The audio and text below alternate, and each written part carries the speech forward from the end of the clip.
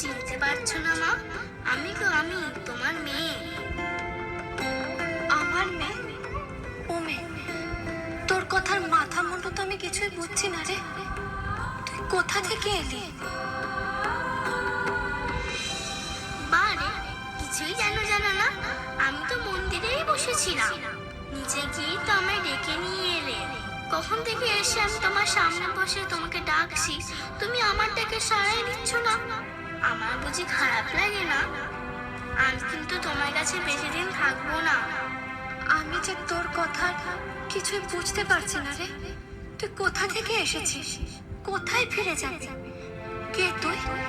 কি নাম তোর? দাদা, তুমি আমায় চিনতেই পারছো না? আমি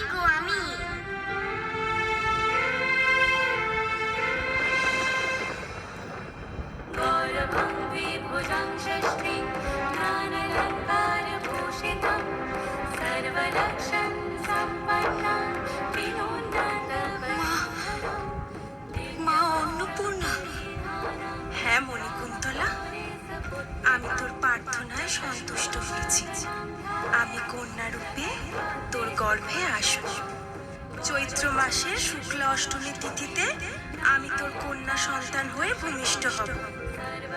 এসব তুমি কি বলছো মা? আমি মা হব? তুমি আমার সন্তান হবে?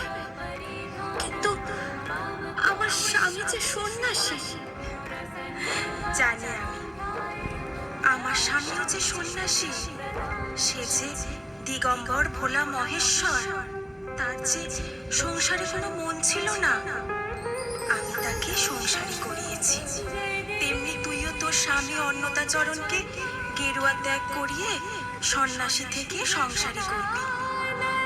মা, তারপর যেমন আমার সংসারে এসছে দুটি সন্তান, কার্তিকেয় গণপতি, ঠিক তেমনি তোর গর্ভেও আসবে দুই সন্তান। কিন্তু আমি বেশি দিন মানব রূপে এই পৃথিবীতে থাকতে পারবো না মণিকুন্তলা। আমাকে খুব তাড়াতাড়ি ফিরে আসতে হবে। শুধু তোর সংসার পরিপূর্ণ করার জন্য, শুধু অন্নদাকে সংসারে ফেরানোর জন্য আমি তোর গর্ভে আসবো। অন্নপূর্ণে সদাপূর্ণে শঙ্কর প্রাণবল্লভে জ্ঞান বৈরাগ্যম সিদ্ধার্থম ভিক্ষাং দেহি চ পার্বতী। জয় মা অন্নপূর্ণা, জয় মা অন্নপূর্ণা, জয় মা অন্নপূর্ণা।